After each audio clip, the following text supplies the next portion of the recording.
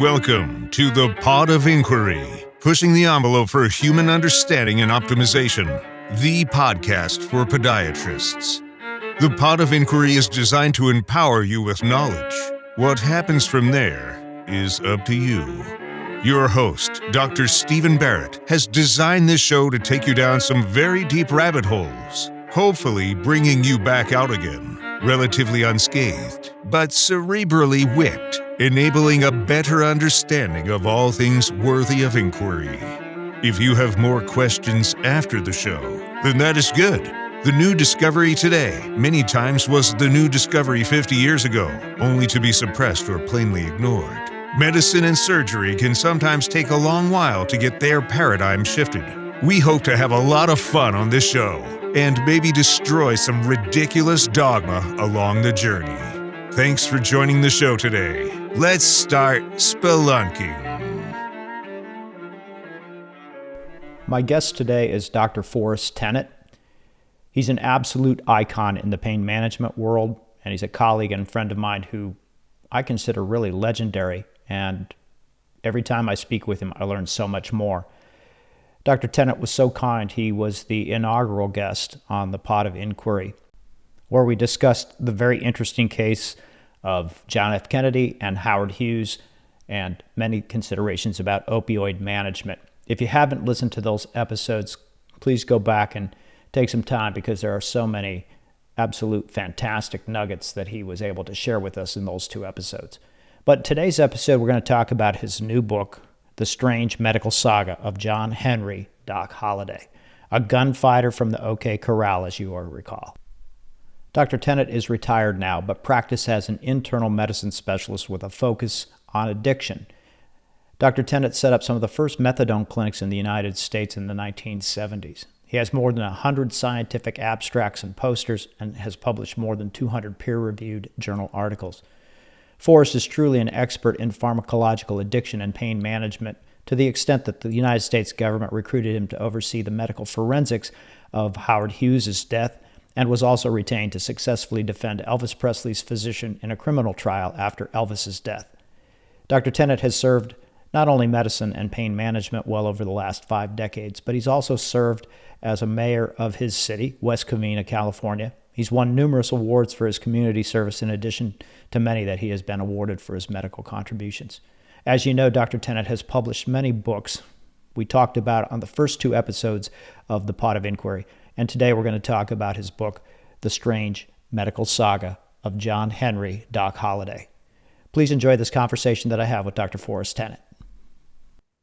Well, I'm here with Forrest Tennant, and want to say good morning to you. I know you're out there on the West Coast now, and we're back here in Georgia, and I kind of think that ties into the story we're going to talk about, because we're going to talk about your new book about Doc Holliday, and he was raised down the road in Griffin. So tell us about what made you want to write the book about Doc Holliday. Well, Doc Holliday is the 4th of a series of books that I started literally a decade ago. At that time, I wanted to find famous people who had intractable pain and who had to take opioid drugs during a lot of their life. Mm-hmm. And this, I really got into this because I was personally involved with the death of Elvis Presley and his physicians, and I was also personally involved with Howard Hughes and his death and his physicians. And so I actually had medical records of those 2 gentlemen. I was a friend of some of the physicians and students of the physicians who treated John F. Kennedy. And then Doc Holliday really came about because I wanted, my initial study was to find out how physicians used opioid drugs for intractable pain in the 1800s. Mm-hmm. And I found out that beginning in about 1845, opioids started to be used by syringe because the syringe was invented. I learned that after the Civil War, a lot of our soldiers had to take morphine by injection, and mainly due to neuropathies that they had, which was called causalgia at the time. Right. But the only famous person of the 1800s that had any records left was Doc Holliday, interestingly enough. Interesting. And so I was able to find enough medical information to write about him. Of course, everybody knows who Doc Holliday is because of the OK Corral, Right. where he became famous along with Wyatt Earp, and of course everybody watched Gunsmoke on television and became familiar with Dodge City, and Doc Holliday spent a lot of time there, so he was very famous. And he and Wyatt Earp were probably the two famous names from the Western frontier, as they called it, which occurred because of the expansion of the country after the Civil War. But interestingly enough, he, despite all his gunslinging and his gambling and his Wild West stories, he had a very interesting medical history. In fact, it's one of these four people that I wrote about: Howard Hughes, John F. Kennedy, Elvis Presley, and Doc Holliday are four famous men who had different avocations, but they had one thing in common, and that is they all four had intractable pain for different reasons and ended up taking opioid drugs. And my humanitarian incentive was to let people know who have intractable pain and who have to take a lot of medications that they're not the first kid on the block to do this, and that a lot of famous people, highly accomplished people, were able to function and take opioid drugs for their pain while they carried out their exemplary contributions to humanity.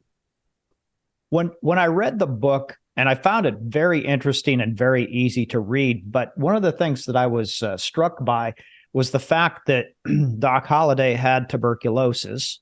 And as you mentioned in the book, it's a forgotten disease today. I mean, you don't even think about TB, but yet at that time, it was the number one cause of death in America.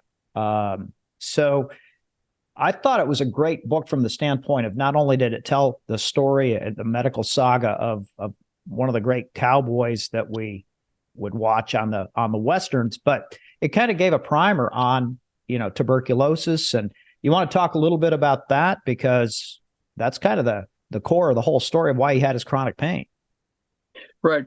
Well, tuberculosis is a forgotten disease. Right. It's a forgotten disease because of the discovery of the antibiotic called streptomycin in the early 1940s. Right. But prior to 1940s, tuberculosis was the number one killer on this planet. Mm-hmm. It has killed far more people than any wars or any other pestilence that we had. So at one time and around the 1700s, there were people that thought it was going to be the end of the earth. They couldn't stop its spread in Europe, and it was a panic because people would die by the thousands. And of course, in Georgia, the Civil War devastated so much, and it set up a fertile ground for the growth of tuberculosis. So in the United States, let's say around 1880, 1870 or 1880, tuberculosis killed 1 out of 5 to 1 out of 7 people. In Georgia, it was probably 1 out of 3 or 4 because they were so devastated after the Civil War and suffered mightily. Water supplies were destroyed, sanitation destroyed, no medical care was available, housing was poor, sanitation was lousy. So tuberculosis spread like wildfire, and Doc Holliday probably caught it from his mother and a stepbrother that lived in their house. And so and then he went west ostensibly to try to cure or deal with his tuberculosis. And what's interesting about his history, and again today people wouldn't be too concerned, but from a medical history perspective, did you know that Doc Holliday has one of the very few, if not the only, day-to-day case of tuberculosis? And so it was very, very interesting for historians. So part of the reason I wrote the book is that I wanted to have in writing for posterity a case history of someone with tuberculosis. Mm-hmm. And you know that I can't find another single case that really tells you about its remissions how you dealt with it, its devastation, its symptoms, its signs.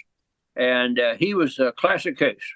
The only thing unclassic about him was that he lived far longer than he was destined to live by, and that's because he tried some innovative treatments for his tuberculosis, and they worked.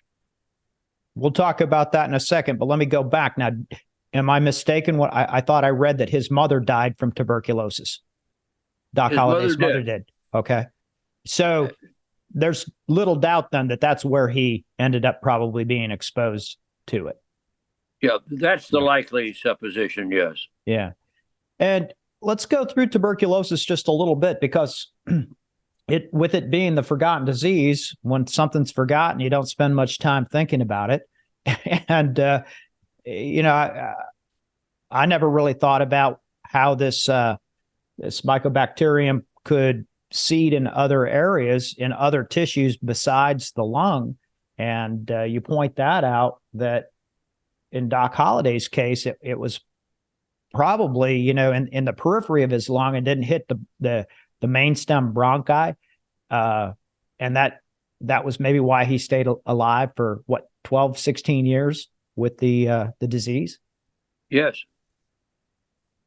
And then you mentioned something in there about that it can also invade other organs like the spine, causing Pott's disease, the adrenal glands.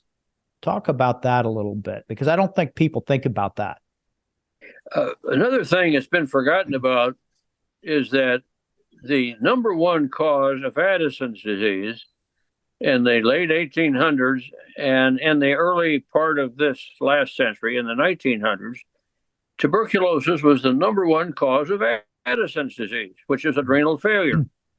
And so this was actually described by Dr. Addison in his 11 cases, which he published in London in 1855. But the famous part about it is that John F. Kennedy had Addison's disease. And they did their very best to cover it up, because when he ran for president in 1960, it got out that he had Addison's disease, and so the general public assumed he had tuberculosis.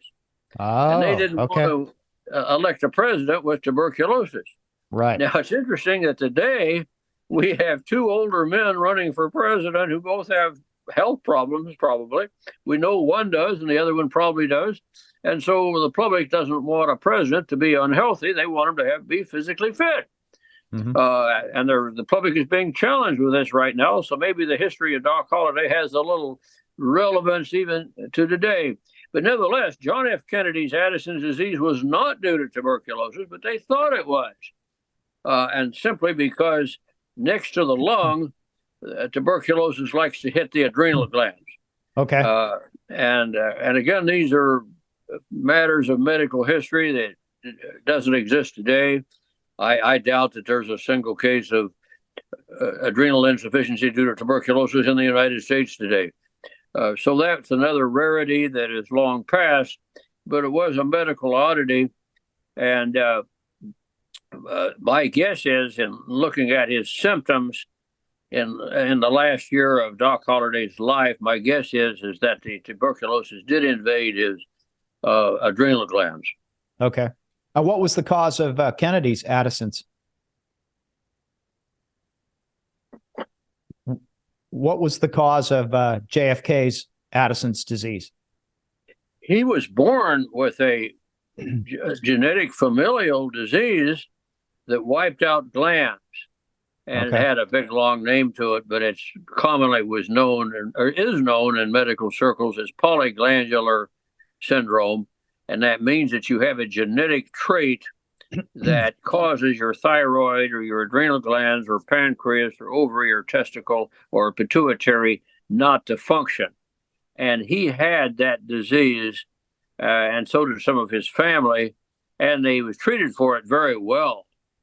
His doctors were able to, by 1950, they had a treatment for Addison's disease, and he had excellent physicians who got him into great shape, diagnosed it, put him on the right corticosteroids, and he was able to run for president and do a great job. In John F. Kennedy's case, one of the best kept secrets is in the year he was assassinated, he was in the best general health he had been in his adult life, mainly because medical treatment had caught up with the oddity of his genetic diseases.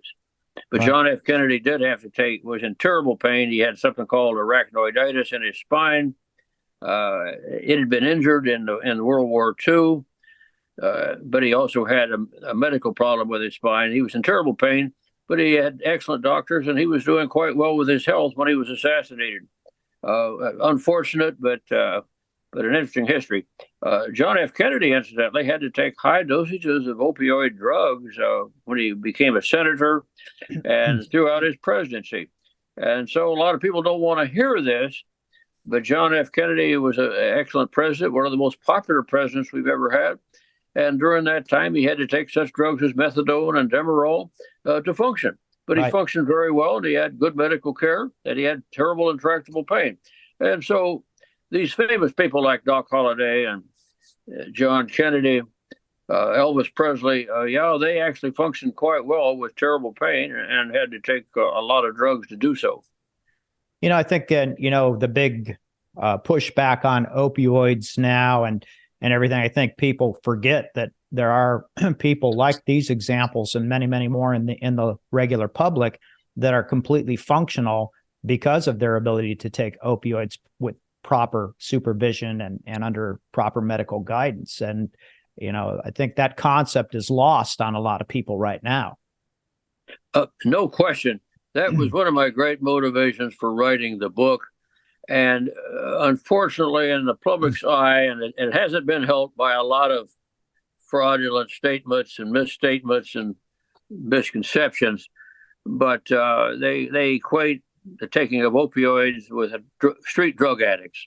And that's unfortunate. But there are a small group of intractable pain patients who have to take high dosages of opioid drugs. Now, that's only 1 or 2% of the general chronic pain population.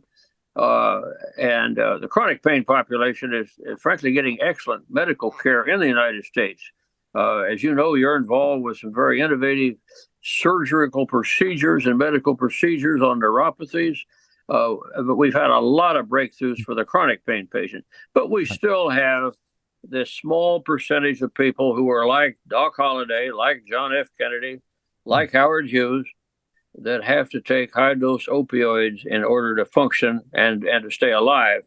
And I do think that there's starting to be an understanding about this. California Medical Board just finally got it and exempted intractable pain patients from guidance and regulations. And so there is now this realization that we do have this small group of people. I would like to think that my books have contributed a little bit to this growing understanding. That's why I've written the books, and that's why I talk about them and try to point out that there's been some great people in the United States who have had to take high-dose opioids in order to function and do a lot of great things for those of us who are still here. Right. No, I think that's a very good point. Now that we're talking about opioids, I thought it was interesting that you pointed out in the book that Doc Holliday took laudanum and that the side effects of laudanum may have actually helped him, decreasing his diarrhea, which is, if constipation is not one of the most prevalent complications or adverse events from opioid administration, I don't know what would be, but it looks like he got through a lot of years with the laudanum. That is correct. This will surprise a lot of people, but laudanum was a fairly weak opioid. It was pure opium, and it was mixed with alcohol, as well as some other flavoring and maybe some anti-inflammatory compounds or herbal compounds. They made the laudanum mixtures a little bit different, but you could buy this over the counter, and it was widely used for all kinds of conditions. And it developed a bad reputation, just like all opioids seem to, because there's always a handful of people who abuse any opioid and get themselves addicted or overdose and misuse them. But laudanum was a mainstream medical compound that you could buy in any apothecary or drugstore in the 1800s. And it probably did far more good than harm. And certainly Doc Holliday was able to work with it. This might surprise everybody. Beginning in the 1700s, the treatment for tuberculosis was opium and alcohol. Mm-hmm. Now, today, that would be a frightening thought to people. My God, you mean Right. opium, and alcohol were combined? And Yeah. you mean they gave it for medical purposes? Yes, they did. And did it work? Yes, it did. Now, let me give you a couple of interesting facts about this. A name that's been long since forgotten in United States history, except for a few history buffs, is the name Benjamin Rush. Okay. Now, Benjamin Rush was a physician, the most famous physician in the world, in 1775. He lived in Philadelphia. Right. And he became a famous physician. And interestingly enough, he's one of the signers of the Declaration of Independence. So he became very politically involved as well as medically involved, and he was a very famous person at that time. And he, along with other leading physicians, championed the use of opium and alcohol for not only tuberculosis, for other types of severe intractable pain. Now, what they did with alcohol, because alcohol, most everybody's heard the statement, no pain, no gain. They felt no pain. And alcohol is an anesthetic. And it also is related to the drug Valium. And it does have some therapeutic benefits at low dosages. And so doctors in those years learned how to titrate it. They would put it in capsules or powders or drug form, or liquid form rather, and prescribe it along with opium. And today that sounds like a terrible combination, and it certainly would be for a lot of people because they would abuse it. But back in those years, it was the mainstay of the treatment of tuberculosis. And guess what? Alcohol actually has a suppressing effect on tuberculosis. So did opium. And so it had its merits. And so for over 100 years in this world and in this country, the combination of opium and alcohol was used to treat the most serious life-threatening disease in the country. Interesting. Now, Doc Holliday also implemented a couple of other treatments along the way, as I recall from reading your book, the sulfur springs that he went to, where, the sulfur could have maybe had some antimicrobial effect. Yeah, one of the most intriguing, forgotten stories about tuberculosis is that the state of New Mexico, beginning in around after the Civil War, or along around 1870, found out that they had all of these springs up and down the Rio Grande River and in other mountainous areas. They had mineral springs that emitted both sulfur fumes as well as had sulfur in the water. Now, today, sulfur is used for a lot of antibiotics right today. Particularly antibiotics for urinary tract infections or kidney infections. Right. And so sulfur antibiotics are known to the public. They're here today.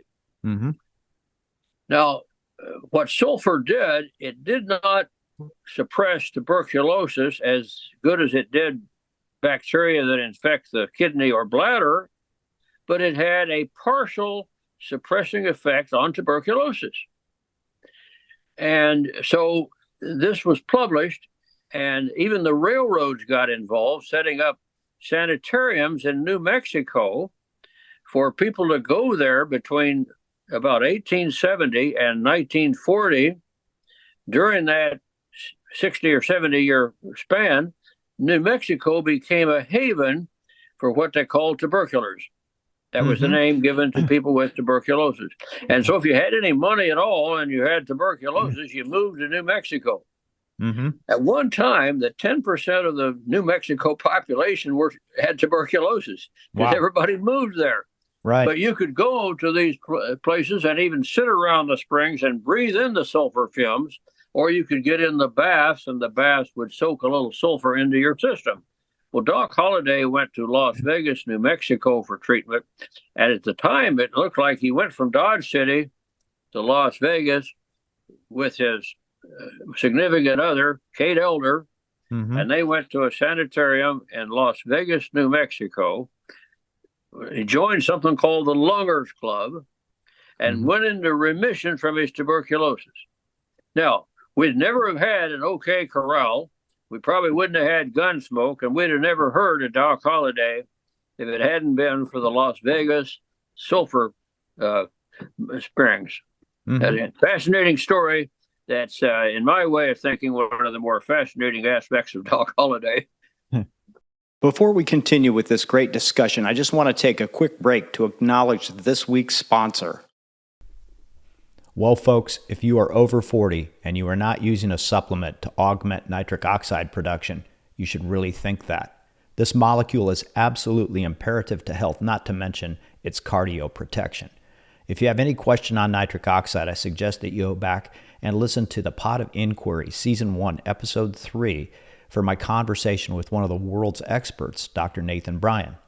I never miss a day of nitric oxide supplementation. That's how important I believe it is. Long overdue, there is now a nitric oxide replenishment formula without the fear of oxalates.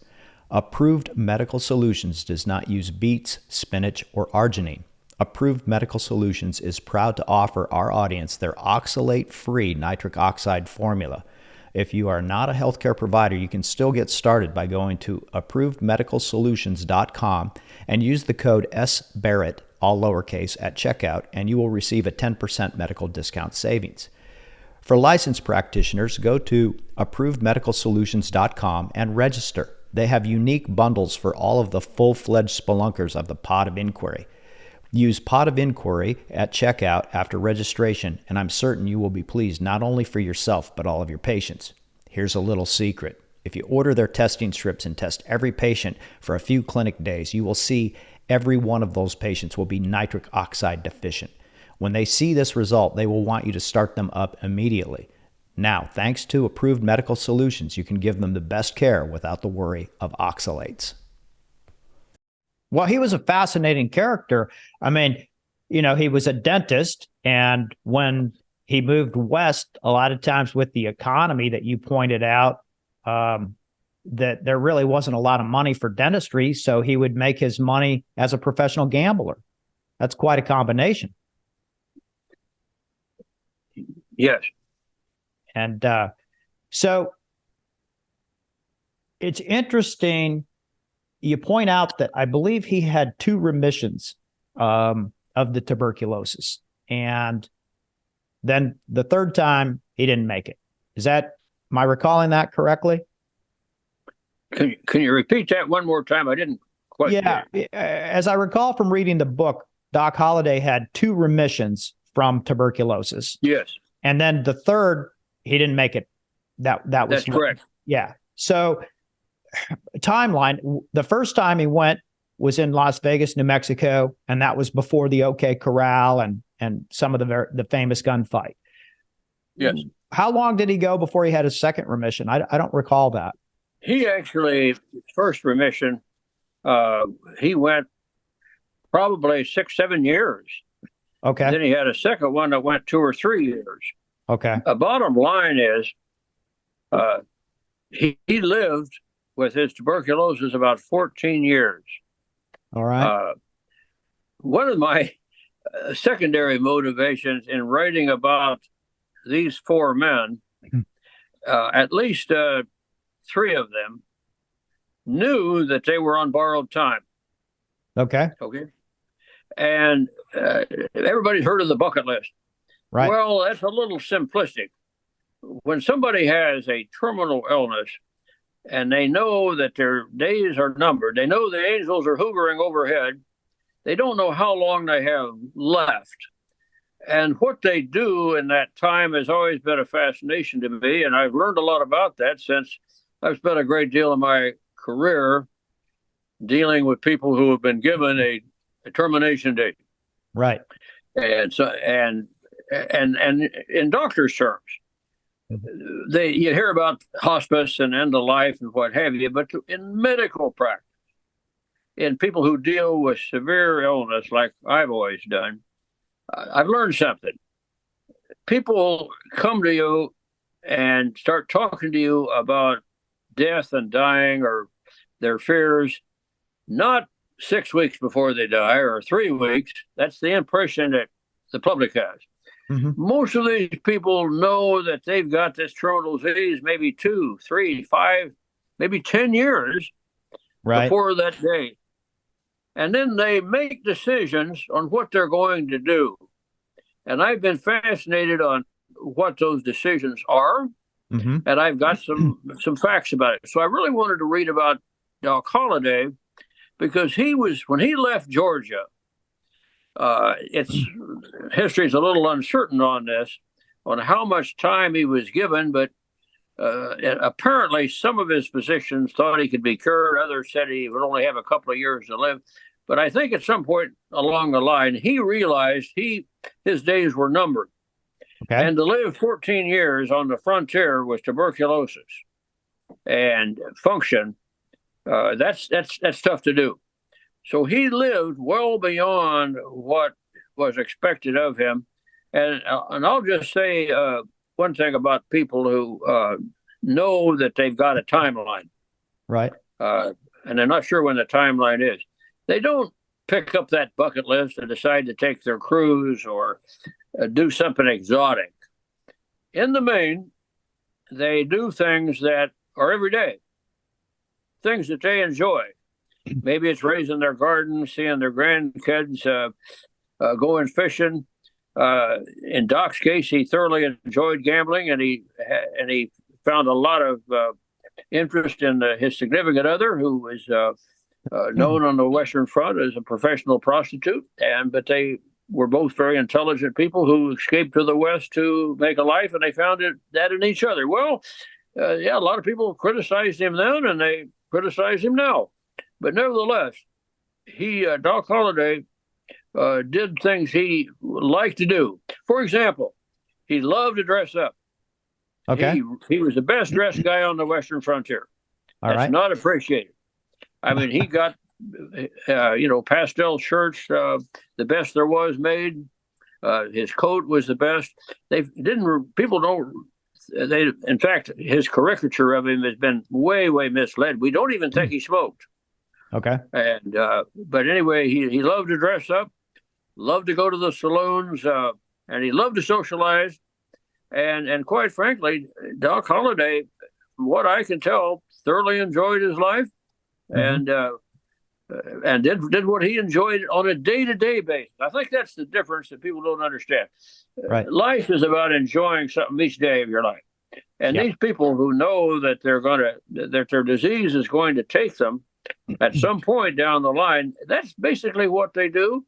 Mm-hmm. They don't do something exotic. They don't make a bucket list. They learn to enjoy what they like doing every day of their life. Simple thing. Right. Okay? Right. And that's lost. But those of us who deal with people who have an end of the life, that's kind of what they do. Yeah. Digress for just one real quick minute. One of the more interesting things in my career had to do with Dr. Kevorkian. Oh, yeah. Dr. Let's talk about Kevorkian became famous as the man who first wanted to champion assisted suicide. Right. And he considered himself doing a service.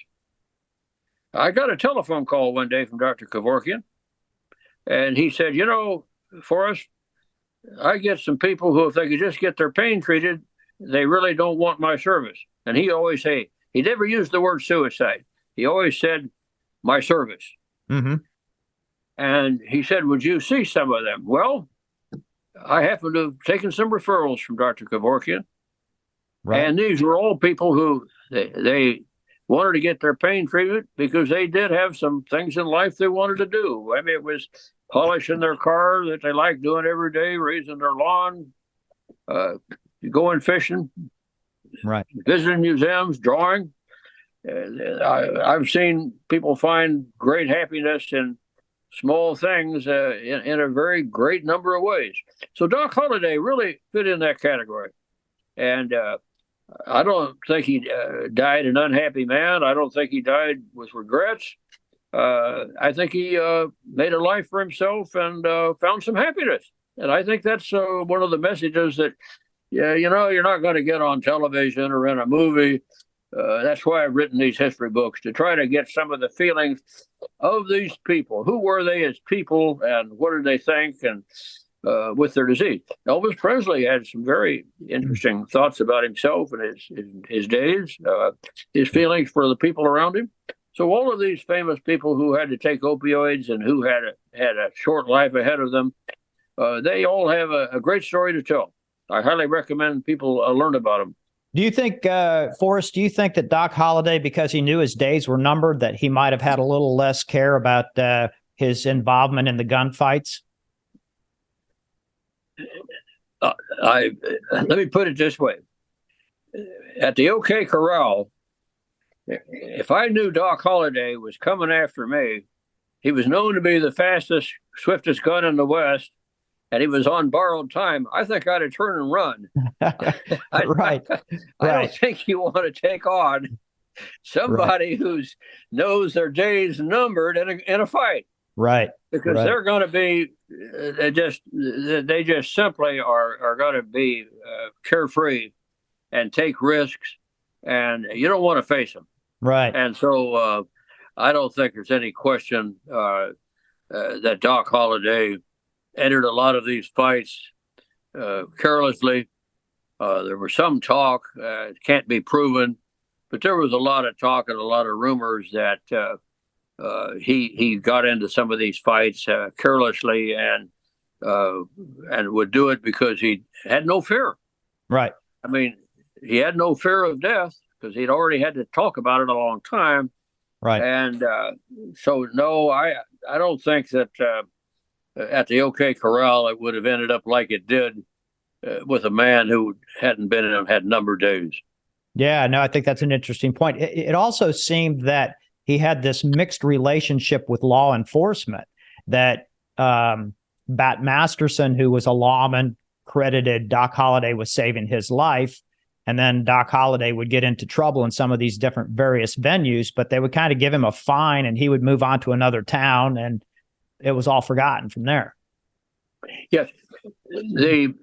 I was always intrigued before I did the studies on this as to how did this come about? Well, after the Civil War, and right during the Civil War, they passed the Homestead Act. Mm-hmm. And so during and right after the Civil War, people flooded west. Now, they talk about the Western frontier or the Wild West, but that mischaracterizes what it really was. The Wild West was really a group of boom towns that grew up overnight to supply the eastern United States with some commodity. Okay. Now, the first boom towns supplied buffalo hides. That was Dodge City. Okay. For example. But the second boom towns were cattle. Okay. And that started off the first one in Abilene, then it was Wichita, then it was Dodge City, and then later on Fort Worth and the West Texas town. But and then the next thing was mining. Okay. Silver mines grew up overnight. That's what was in Tombstone. Leadville, Colorado, exactly had silver mines, and at one time actually had a greater population than Denver. Leadville, Colorado. And then you had other towns in the Dakotas or Montana or Wyoming. So these were isolated towns. Right. And they grew up overnight. And they grew up a lot of times when there was no law enforcement. Mm-hmm. And this was one of the most fascinating things about Doc Holliday and the West. The professional gambler was considered the top of the social elite. Oh, I didn't know that. In other words, they were the highest paid people. Right. And they were considered the highest on the social ladder. Why? Well, you had to be smart. You had to be educated. You had to know how to count numbers. And so professional gamblers were in great demand by the saloons and even the towns, because during the daytime, the miners or the cowboys would do their work, and at nighttime, they could be a real rowdy bunch. Right. And so your saloons, in many respects, were almost not just a place to eat and be entertained with gambling, but were almost the centers of law enforcement at times. So interestingly enough, these professional gamblers worked both sides of the law. All right. And they became, and you had, it was the occupational hazard was you were going to get killed by some drunk cowboy or some drunk miner, somebody unhappy. So all of these people carried concealed weapons, and they, a lot of them would be made special to carry in a vest. And there are a couple of, for example, the Doc Holliday Museum, in the town that he died on, Glenwood Springs, has one of his weapons that he would keep in his vest or inside his coat. But they had to become very fast guns, and they had to become very deftly with a gun. In fact, they would practice. Right. Kate Elder, Doc Holliday's girlfriend, said, Doc, she may have even tried to keep him from going to the OK Corral and tried to warn people, don't take Doc Holliday on. I've watched him practice. Yeah. Yeah. Well, and then, of course, Wyatt Earp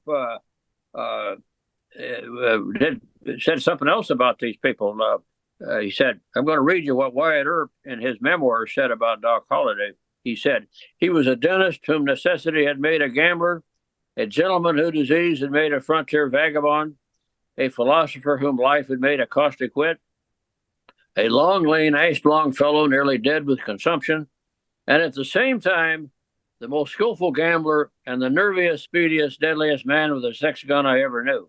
Wow. So his reputation spread, and after the OK Corral, nobody wanted to take on Doc Holliday. So, and they didn't as a rule, but occasionally somebody would, and then these professional, and Doc Holliday is just known for this, but this probably went on a lot, that the professional gambler probably had to kill a number of people. Yeah. Wasn't just Doc Holliday that had to do that. Luke Short certainly did. He's the other famous professional gambler of the Wild West. And so all these professional gamblers had to carry the guns concealed, and they had to use them. And of course, the townspeople would all of a sudden see a couple of dead cowboys in the saloon, and so Doc Holliday or the other professional gamblers might get charged with murder temporarily. Right. But it was always a temporary situation. But law enforcement eventually did take over, and the Wild West really was tamed due to farming and the Homestead Act, where farmers took over the local area, built churches, schools, family things, and those towns still exist. Right. But there was this era in which the professional gambler was the top guy in town. He was usually the smartest guy, the highest paid, best dressed, fastest gun. So they were really something of the era.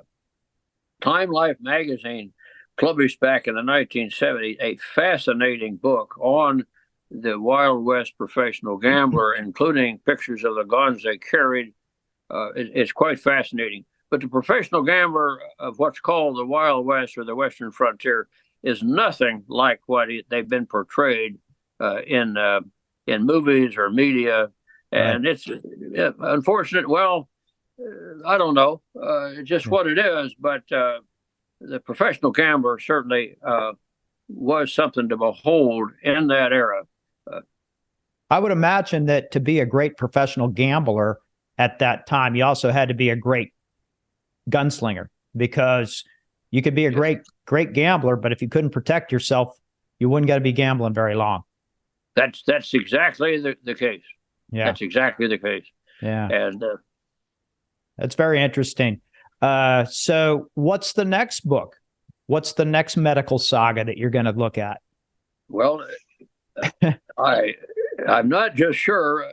I've got some people I'd love to write about. Yeah. But I can't find enough medical information about Marilyn Monroe or Elizabeth Taylor these people have been rumored, particularly Elizabeth Taylor, has been rumored to have had terrible medical problems. She got known for her dependency, and a lot of times there's been a miscalculation that they like it, like even Elvis Presley and some of these people were thought to be more of a drug addict than they were a pain patient, but that may not have been the case. Yeah. So I'm taking a look at to see if I can find enough medical records on Franklin Delano Roosevelt. I'm not sure I can. So as trying to be a medical historian, you may want to write about somebody, but you just can't get enough facts and enough bona fide historical records to write about. But I'm looking. Okay, all right. I'll put it that way. In the meantime, I'm just writing books for the patients and the doctors. So, right. So back to doing something maybe more constructive even. But if I can find another famous person to write about that had intractable pain, I'm going to do so. And I do think Franklin Delano Roosevelt is a fascinating case because he did develop polio, and the pictures of him, the public never really knew that the time Pearl Harbor broke out, he really was in a wheelchair. Right. So what's going on with arachnoiditis? I know that you've been working on that, for the last couple of years. Any new updates on what you've discovered with that? Well, arachnoiditis is not a spider bite. Right. It's actually named because there's a membrane inside the spinal canal called the arachnoid. Right. And the reason it was called that is that back in the 1600s, when the microscope was first looked at, this membrane inside the spinal canal looks kind of like a spider web. But at any rate, it's an inflammation, a very serious condition of the spinal canal. It's related to multiple sclerosis, but it's not near as well known as multiple sclerosis. But it's a horrible disease. And so it's been one of the major causes of severe intractable pain, shortened lives, and bed-bound existence for people. And treatments are being developed for it, just like you've been working on the diabetic neuropathy. We're getting some help there. The arachnoiditis, won't go into it in great detail, but protocols are being worked out, and people are finally getting some help. There's a lot of people working on it. A lot of new things are coming out. New treatments are being sprung up a lot. Low-dose radiation, stem cells, microcurrents, radiotherapy, a lot of autoimmune medications. And so peptides, which I know you had some experience with, these are turning out to be dynamite for a lot of these people with spinal conditions. Wow, so, that's fantastic. For anybody out there who has got a terrible spine condition and has been told they have arachnoiditis, help is coming forward, and we're a lot further along in developing protocols for that terrible disease, just like some others. Can you tell everyone, Forrest, how to access your information on arachnoiditis? Because I know you're putting out bulletins all the time. We're real easy to do it. And if you want to find out anything about any of these things, first off, all our books are on Amazon. Our handbooks on the arachnoiditis are on Amazon. So if you look up Amazon and put in arachnoiditis or Forrest Tennant, things will come up. And so that's one place to get information. Directly, you can get to us by the Tennant Foundation in West Covina, California. And if you put down Tennant Foundation, West Covina, California, chances are we'd get it just with that. Okay. But our email is tennantfoundation92@gmail.com. But at least if you get Tennant Foundation in West Covina, California, we'll probably get it one way or another. I'll put a link to it at the end of the show notes for people too. So if they want to check out your books and everything. Yeah, we try to help anybody that gets in touch with us with severe intractable pain or arachnoiditis. Incidentally, some of the other severe intractable pain conditions, which are real that are not common, but since I do want to mention them here real quick, there's something called Ehlers-Danlos syndrome. It's the most common genetic condition that causes intractable pain. Yeah. There's something called reflex sympathetic dystrophy, or better known today probably as chronic regional pain syndrome. That's a terrible, painful condition.